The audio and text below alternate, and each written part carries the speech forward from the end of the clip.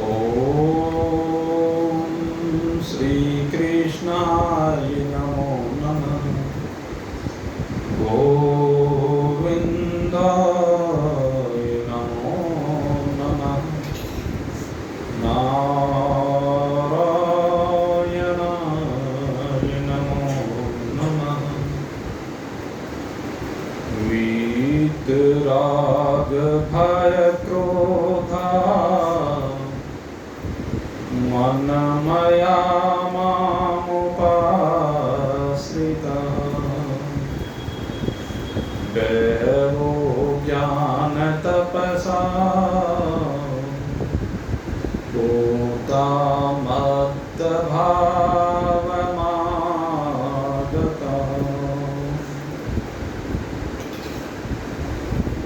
उपस्थित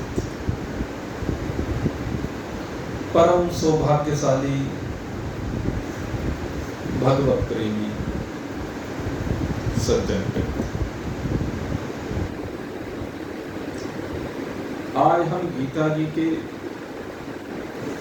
एक बड़े ही दिव्य श्लोक के ऊपर चिंतन करने जा रहे हैं। इसमें भगवान बता रहे हैं कि कौन मुझे प्राप्त होता है, कौन है जो मुझे प्राप्त कर पाता है, या ये कह दीजिए कि भगवान को प्राप्त करने का साधन क्या है। दो प्रकार की विशेष रूप से इस श्लोक में चर्चा की गई है, और जो पहली चर्चा है वह वैराग्य प्रदत्त चर्चा है, और दूसरी जो चर्चा है वो भगवत प्राप्त्यार्थ चर्चा है। भगवत प्राप्त्यार्थ जो चर्चा है वह भी दो भागों में विभक्त है। एक भक्ति संयुक्त भाव है और दूसरे ज्ञान की पराकाष्ठा के भाव। तो सबसे पहले वैराग्य प्रदत्त जो भाव है उनकी चर्चा यहाँ पर की गई है। वीतराग भय क्रोधा, जो साधक है, साधक जो परमात्मा को पाना चाहते हैं, उन साधकों की बात है। साधक तो संसार में जो कर्म कांड करने वाले वो भी साधक ही है। साधक तो जो परिवार का पालन पोषण करने के लिए अपने तरह तरह के कर्म करते हैं लौकिक, वो भी साधक ही कहे जाते हैं। किसी से पूछो कि मैंने बड़ा संघर्ष किया है यहाँ तक पहुँचने में, बड़ी तपस्या की है, बड़ी मेहनत की है, बड़ा संघर्ष किया है, तो वो भी अपने आप को साधक मानते हैं। लेकिन यहाँ पर उन सांसारिक साधकों की बात नहीं, यहाँ पर जिन साधकों की बात की जा रही है वो इनके बिल्कुल विपरीत है। कहते जिनका इन चीजों से मोह भंग हो गया, और मोह भंग कैसे हुआ है? कहते इनकी वास्तविकता उनकी समझ में आ गई कि जिस चीज को तू इकट्ठा कर रहा है, जिस चीज के प्रति तू आसक्त है, वो सब की सब विनाशी है। उनमें से कुछ भी रहने वाला नहीं है।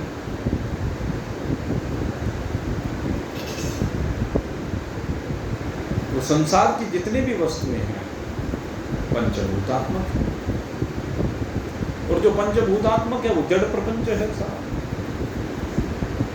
तो कहते हैं जिसने समझ लिया है कि जड़ है, मेरे लिए नहीं है, इस शरीर के लिए कुछ समय के लिए काम चलाओ मिला है, तो वही कहते हैं वीतरागी हो सकता है। इन सांसारिक पदार्थों में आसक्ति, इनकी कामना, इनकी चाह, वो राग है। और जब इनकी कामनाओं से जीव बाहर निकल जाता है तो वीतराग हो गया। आपने सुना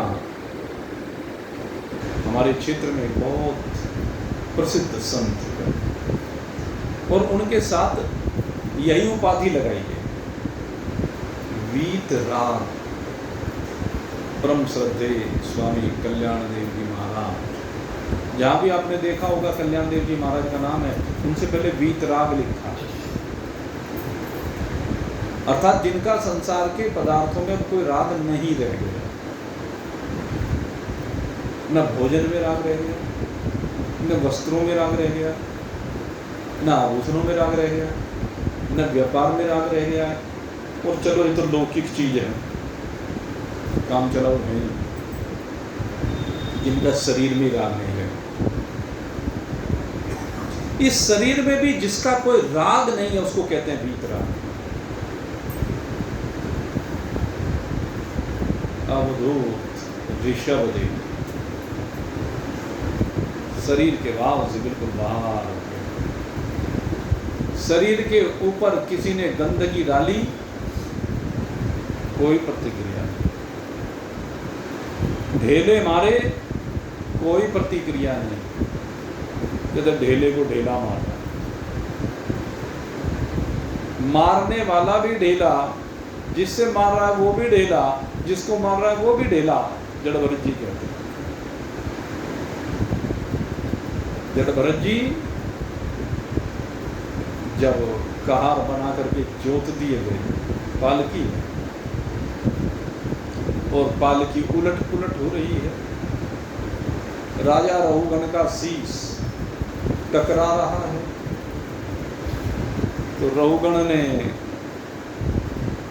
अहंकारात्मक शब्द कहे कि इसको समझाओ, ये नहीं जानता कि एक राजा की तो पालकी है, राजा की पालकी को कैसे लेके चला जाता है। भरत जी कहने लगे, एक मिट्टी का ढेला, एक मिट्टी की बनी हुई पालकी के अंदर बैठा हुआ है, और राजापने के अभिमान से संयुक्त होकर के 4 मिट्टी के ढेलों को, जो कार बनकर के पालकी उठाए हुए हैं, उनको अपना नौकर समझ रहा है। मिट्टी के ढेलों का खेल हो रहा है, कंकड़ पत्थर का खेल हो रहा है, और ये अहंकार पाल रहा है। काहे का राजा, कौन सा राजा, कौन नौकर, तो सारा ढेलों का खेल है। जड़ भरत जी वीतराग हैं, अवधूत दत्तात्रेय जी वीतराग हैं, ऋषभदेव जी वीतराग हैं, सुखदेव जी वीतराग हैं, लेकिन वे हों तो अपना क्या? अगर वे वीतराग हैं तो मेरा क्या? मेरा तो तब है जब मैं वीतराग हूं। अब मैं वीतराग हूं कैसे? जैसे वो हुए हैं उनसे यही प्रेरणा लेनी है कि जैसे वो वीतराग हो गए ऐसे हम भी वीतराग। ऋषभदेव जी 100 पुत्रों के पिता हैं, बड़े साम्राज्य के मालिक हैं, लेकिन जब भाव बना तो छोड़ दिया उसे, फिर चिपके नहीं। किसी से लिपटे नहीं, सब छोड़ के चल दिए जंगल में। यहाँ तक कि वस्त्रों तक से आसक्ति समाप्त हो गई। और वस्त्र कहाँ छूट गए उनको ये भी पता नहीं। सांप का बच्चा कांचुली में होता है और किसी झाड़ में उलझ करके एक रूप हुई कांचुली शरीर के साथ, शरीर के साथ एक रूप होती है कांचुली, जब तक बालक होता है चिपकी रहती है। लेकिन जैसे जैसे वो बड़ा होना प्रारंभ होता है कांचुली को छोड़ना शुरू कर देता है। और वो कांचुली कब कहाँ किस झाड़ में अटक करके निकल गई और वो उससे बाहर निकल गया,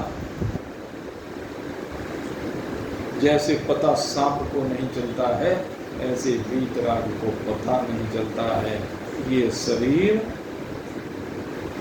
किसी भी झाड़ झंकाड़ में उलझ करके निवृत्ति को प्राप्त होगा, क्योंकि वो जानता है, जैसे सांप जानता है कि कांचुली में नहीं हूं, ऐसे वो जानता है कि शरीर में नहीं हूं। तो शरीर का जो अभ्यास बना हुआ ये देह अभ्यास, वो इस देह अभ्यास से बाहर निकल जाता है। इसे कहते हैं वीतराग। हमारा कितना चिपकाव, इस शरीर में कितना चिपकाव है कि एक जगह कहीं पर थोड़ी सी विकृति आ जाए, बस सारे दिन चित्त उसी में घुसा रहता है। इसको कहते हैं राग।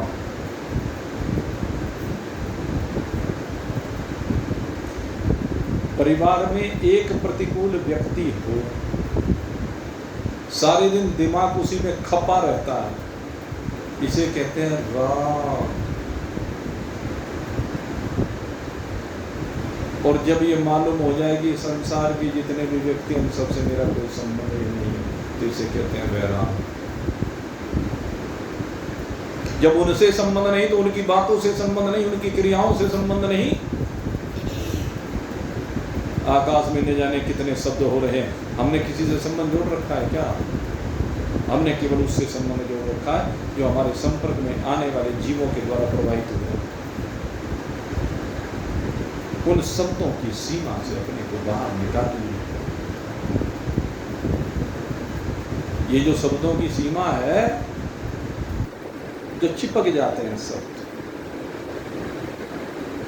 शब्द बाण हृदय में जाकर के हृदय के साथ एक रूप हो जाते हैं, इसे कहते हैं राग। और जब शब्द जैसे आकाश में और शब्द हो रहे हैं, ऐसे ही इनके भी शब्द हो गए, बाल बच्चों के, परिवार वालों के, मित्रों के, रिश्तेदारों के। तो ये सब भी क्या है? वैराग है। तो सबसे पहले राग से विरहितता है। कहते इसका फायदा क्या होगा? वीतराग भय क्रोधा। कहते दो चीज और चली जाएंगी। अगर आपका राग चला जाए तो दो चीजें जीवन से चली जाएंगी। कहते एक तो भय चला जाएगा, एक क्रोध चला जाएगा। भय चला जाएगा और क्रोध चला जाएगा। कहने लगे भाई क्रोध क्यों होता है? क्रोध के मूल में लोभ छिपा हुआ है। क्रोध के मूल में लोभ छिपा हुआ है। कहते हैं पहले तो पदार्थों में राग होता है, फिर उन पदार्थों की कामना होती है, फिर उनकी संग्रह की इच्छा होती है, इसी का नाम लोभ है। और जब ये संग्रह की इच्छा पूरी नहीं होती तो क्रोध होता है। यह है पतन का। सबसे पहले राग का जन्म होता है, राग से आसक्ति, कामना होती है, चाहत होती है। मेरे पास भी ये हो, और फिर उसके अत्यधिक संग्रह की अभिलाषा होती चली जाती है। जैसे एक आभूषण मिल गया, थोड़ा है, दूसरा मिल गया थोड़ा, तीसरा मिल गया थोड़ा, मिल गया, सबको थोड़ा थोड़ा थोड़ा दिखता है। लखपति बना, अब ये तो इसमें क्या होता है, भिखारी से लखपति बन गया फिर भी संतुष्टि नहीं हुई, लखपति से करोड़पति बन गया फिर भी संतुष्टि नहीं हुई। एक व्यापारी जैसे होता है, पहले चाहत होती है कि इतनी दुकानदारी हो जाए जिससे घर का खर्चा निकलने लगा, फिर चाहत होती है भाई कुछ बच जाए, वो भी होने लगा, फिर कहने लगे भाई ज़्यादा बच जाए, वो भी होने लगा, और फिर तो बस हवस बढ़ती चली गई, और ज़्यादा और ज़्यादा और ज़्यादा। पहले 10 लाख की सेल, फिर 20 लाख की सेल, फिर 50 लाख की सेल, फिर करोड़ की सेल, फिर 10 करोड़ की सेल, फिर 50 करोड़ की सेल, फिर 100 करोड़ की सेल। ये क्या है? राग। इसी को राग है। तो ये राग वस्तुओं में आसक्ति को बढ़ाता है, कामना को बढ़ाता है, संग्रह की प्रवृत्ति को बढ़ाता है। संग्रह की प्रवृत्ति लोभ कहलाती है, और लोभ की पूर्ति ना होने पर जब इसमें विघ्न पड़ता है तो क्या होता है? क्रोध आ जाता है। अब क्रोध जब आता है, क्रोध में भी क्या है? एक क्रोध तो यह है कि बाल बच्चों पे आ रहा है, माँ को गुस्सा आया, बच्चे पे धड़ाधड़, पिता को गुस्सा आया धड़ाधड़, मास्टर जी को गुस्सा आया धड़ाधड़। ये क्या है? एक क्रोध तो ये है। जब वो बच्चा बेचारा क्या करे, कुछ कह नहीं सकता, जबरदस्ती चाहे वो ठीक भी हो तो उसे पिटना ही पड़ेगा। जो निर्बल होता है उसे सबल से पिटना ही पड़ता है। निर्बल को सबल से जो भय रहता है, सदा ही बना रहता है। किससे भय बना रहता है? अधिकारियों से भय बना रहता है। सेल टैक्स वाला छापा नामा, इनकम टैक्स की रेड ना पड़ जाए, ये क्या है? भय। अधिकारियों से डरते हैं, और राजा से तो भाई बहुत डरते हैं लोग। राजा से तो क्योंकि राजा का कुछ भरोसा है। रात को 8 बजे कहते 500 के नोट, 1000 के नोट, 2000 के नोट सब बंद। राजा का क्या भरोसा? एक पागल राजा हुआ तुगलक। ये जो राजा लोग होते हैं ना, सिरफिरे होते हैं, इनको सिरफिरे भी कहा जाता है। वो जो तुगलक हुआ ना, मोहम्मद साहब तुगलक, उसके जो जी में आता, उठ पटांग जी में आता, कभी कुछ भी कर बैठता, किसी से पूछना ना पाछना, ना कोई प्लानिंग करनी, बस थोप देना था। तो इनको पागल ही तो कहते हैं। और जितने भी राजा आज तक हुए, उनमें कुछ जो भगवान के भक्त थे उनकी बात तो छोड़ दो, अन्यथा बाकी के दिमाग में सनक जरूर होती है। एक उसकी टेंडेंसी होती है, सनक का मतलब टेंडेंसी, एक विचारधारा, और वो अपनी विचारधारा को सबके ऊपर थोपना चाहता है। अब एक ही विचारधारा सबके ऊपर तो थोपी नहीं जा सकती। एक ही विचारधारा से सबका पालन नहीं हो सकता। राजा को सबके ऊपर चिंतन करना होता है। हमारे यहाँ देश में जो भी नियम कानून बनाए जाते हैं, इसलिए उनमें बहुत क्लोज होते हैं। सबके लिए एक जैसा नहीं हो सकता। शास्त्र भी कहता है ब्राह्मण के लिए नियम अलग हैं,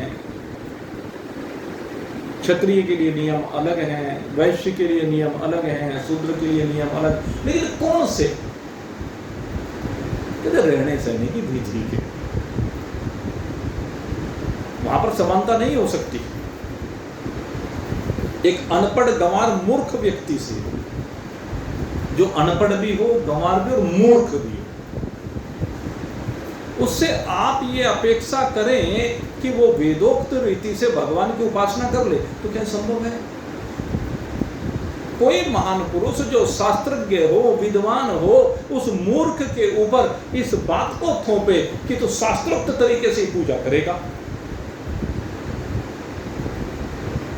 तो भाई वो बात चलेगी क्या? अब जो मूर्ख है, उस मूर्ख को तो ऐसा उपदेश दे दिया जाए जिससे उसका काम चल जाएगा। उसके ऊपर शास्त्र के नियम कानून लागू नहीं हो सकते। उसे तो कहता तू राम राम कर ले, तेरे ऐसी से कल्याण हो जाए, उसके लिए इतना ही काफी है।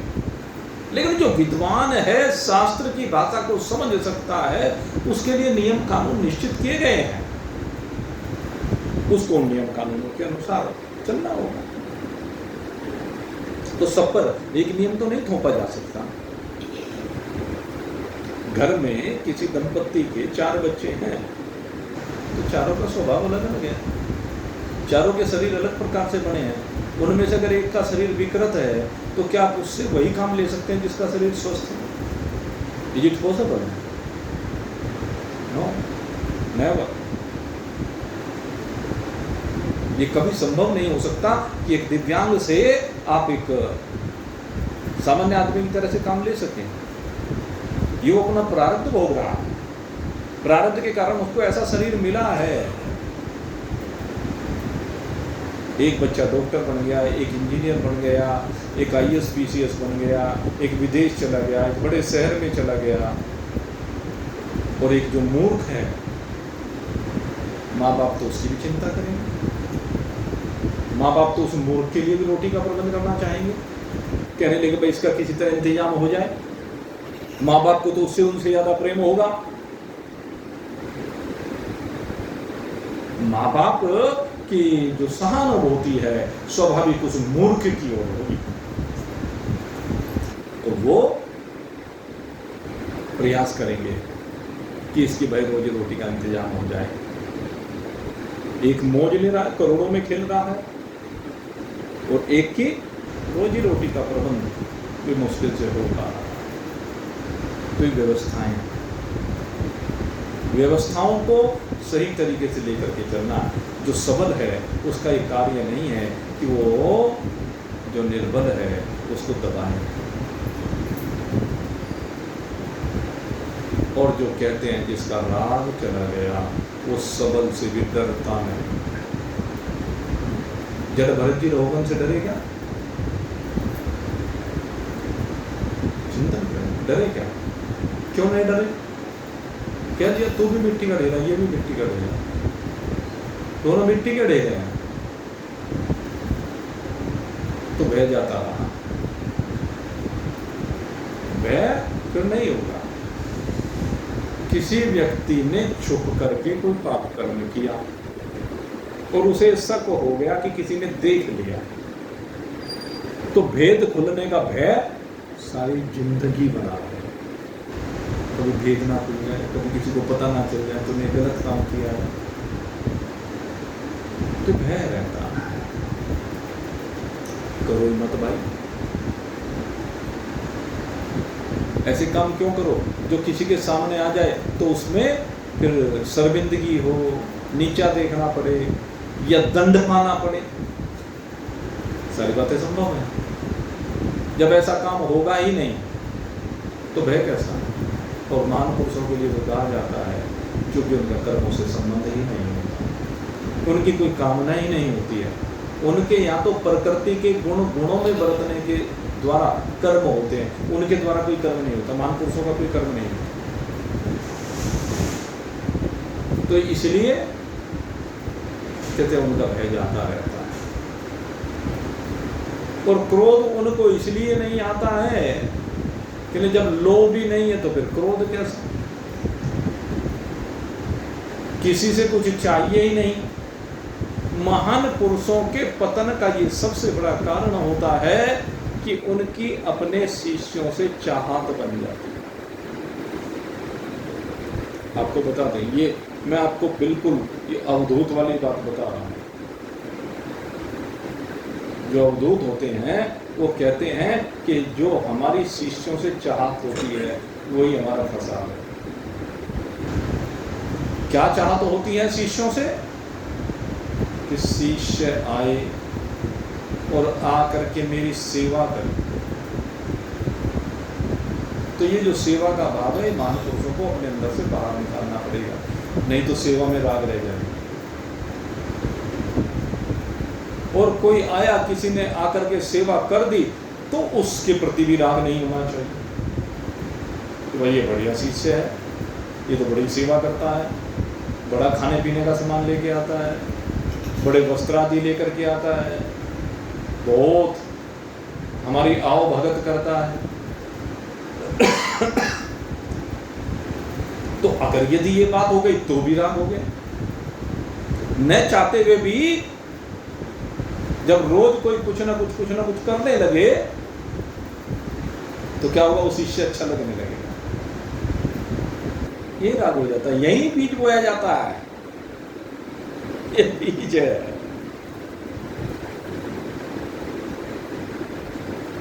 समझने की जरूरत है इस बात।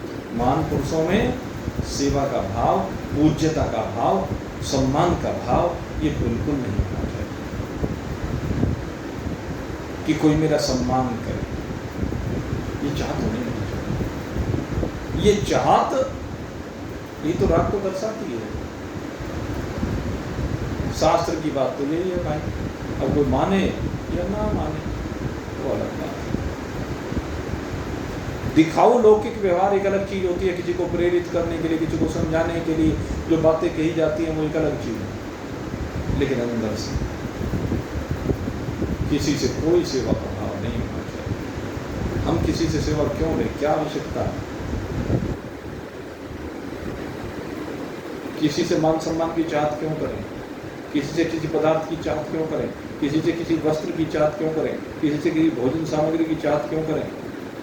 सुखदेव जी कहते हैं ये शरीर यही वस्त्र है, और वस्त्र के ऊपर कोई जरूरी है कि वस्त्र डाला है? मनुष्य के जितने भी संसार के प्राणी हैं सारे निर्वस्त्री घूमते हैं, बुरे लगते हैं? कोई बुरे लगते हैं? सारे सड़कों पे दौड़े फिरते हैं, पिंजरों में बंद मिलते हैं, किसी के कोई वस्त्र नहीं। वस्त्र के ऊपर क्या वस्त्र पहने, ऐसी भावना। यद्यपि लौकिक मर्यादा के लिए पहन रखा है वो ठीक है, कोई बात नहीं, लेकिन उनकी आसक्ति नहीं किसी भी चीज में। भगवान ने वस्त्र पास में डाल रखा है, पहन लिया। भगवान ने शरीर के लिए भोजन भेज दिया है तो डाल दिया शरीर में ईंधन। न उसमें आसक्ति है न विरक्ति है, दोनों चीज, दोनों भावों से विरहित है।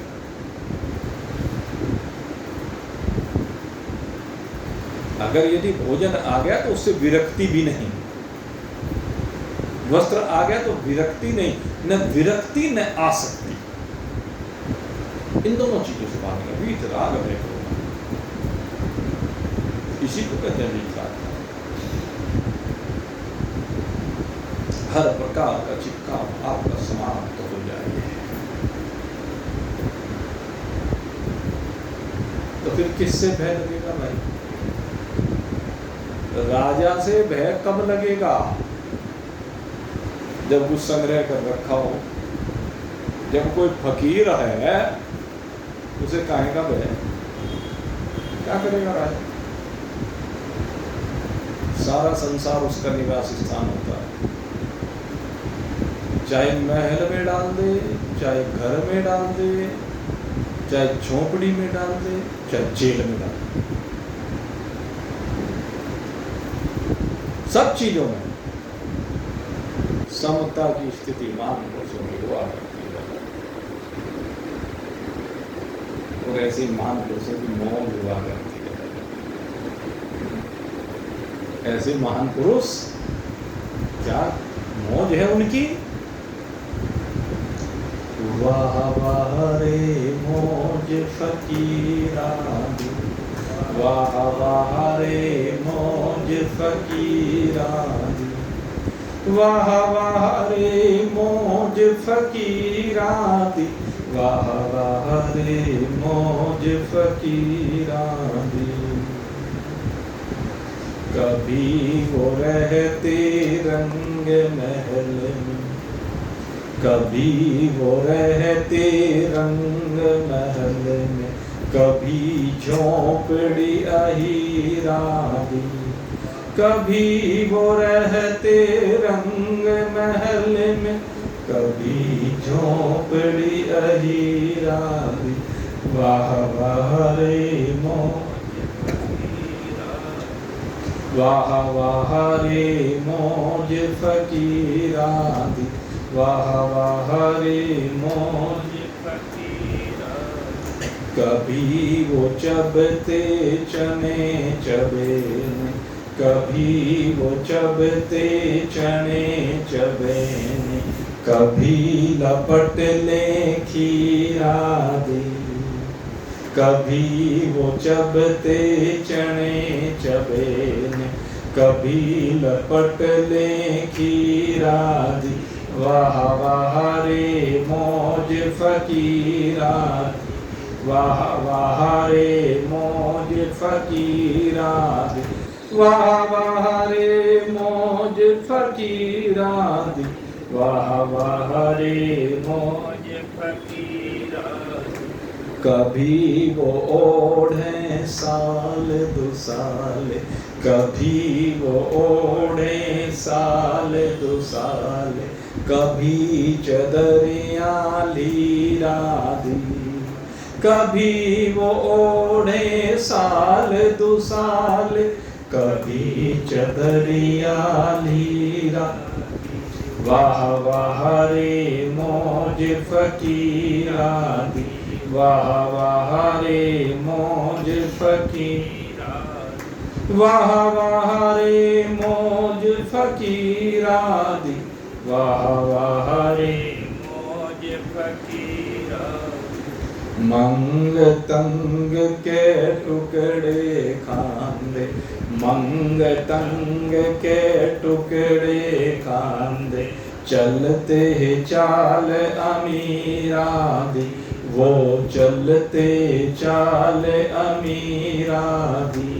मंग तंग के टुकड़े खांदे, वो चलते चाल अमीरा दी, वो चलते चाल अमीरा दी। वाह वाह रे मौज फकीरानी, वाह वाह रे मौज फकीरानी, वाह वाह रे मौज फकीरानी, वाह वाह रे मौज फकीरानी। बोले साह पुकार कहेंदा, बोले साह पुकार कहेंदा, बलिहारी इन पीरा दी। बोले साह पुकार कहेंदा, बलिहारी इन पीरा दी। वाह वाह रे मौज फकीरानी, वाह वाह रे मौज फकीरानी, वाह वाह रे मौज फकीरानी, वाह वाह रे मौज फकीरानी। जी हाँ, इन फकीरों की मौज है और बाकी की मौत है। किसकी मौत है? जो कामनाओं में फंसे हुए हैं, जो संबंधों में फंसे हुए हैं, जो मान सम्मान पद प्रतिष्ठा में फंसे हुए हैं, जो लौकिक व्यवहारों में फंसे हुए हैं। ये सबसे बड़ी बीमारी है, लौकिक व्यवहार। ये जो लौकिक व्यवहार है ना, ये भाई सबको फंसाए रखता है। और मौज में सबसे बड़ा बाधक यही है। जाना तो सत्संग में है, दरवाजे पे कोई मिलने वाला आ गया, अच्छा चलो कोई बात नहीं, सत्संग की छुट्टी कर दो। क्यों? अरे जो सा मिलने वाला है उसे भी हाथ पकड़ के लेता चल चल तेरा भी कल्याण करो। बात तो ये है, लेकिन हम लौकिक व्यवहार में फंस करके क्या करते हैं? सत्संग को छोड़ देते हैं। धन के चक्कर में आकर के, लोभ में आकर के सत्संग को छोड़ देते हैं। अरे बड़ भाग पावई सत्संगा,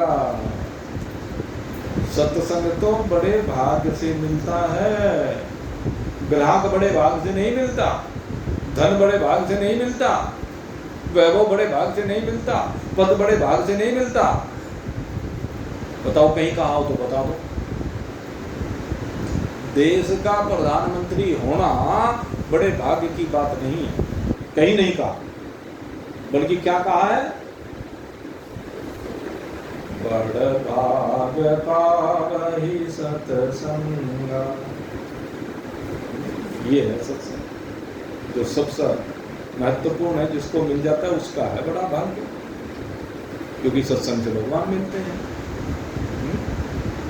उसको कहा ना निषाद को कि वो निषाद बड़ भागी, निषाद को बड़ भागी कहा, विक्राम जी को सबरी है बड़ भागी,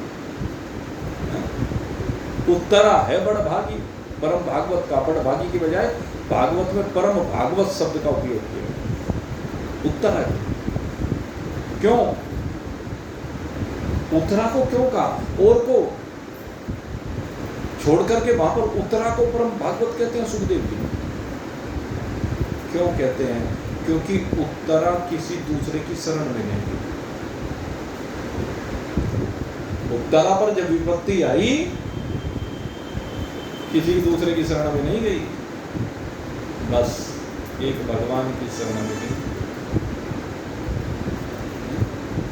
मेरे तो गिरधर गोपाल, दूसरो न कोई, भाई छोड़ो बंधु छोड़ो, छोड़ो सगा सोई, साध संग बैठी बैठी, लोक लाज कोई, मेरे तो गिरधर गोपाल।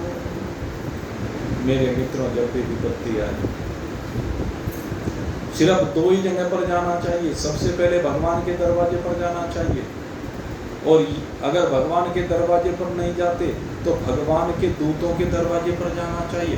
भगवान का जो प्रतिनिधि है, भगवान ने जिनको भेजा है अपने से मिलाने के लिए, उन संतों के पास जाना चाहिए।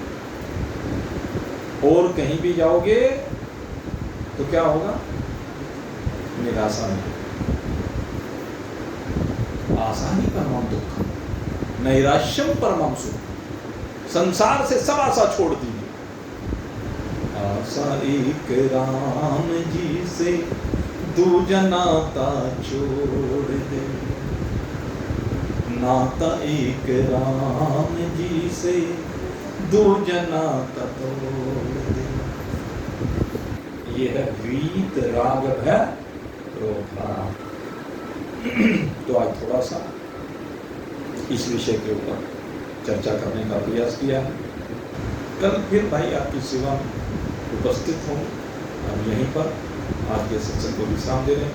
बोलिए सच्चिदानंद भगवान।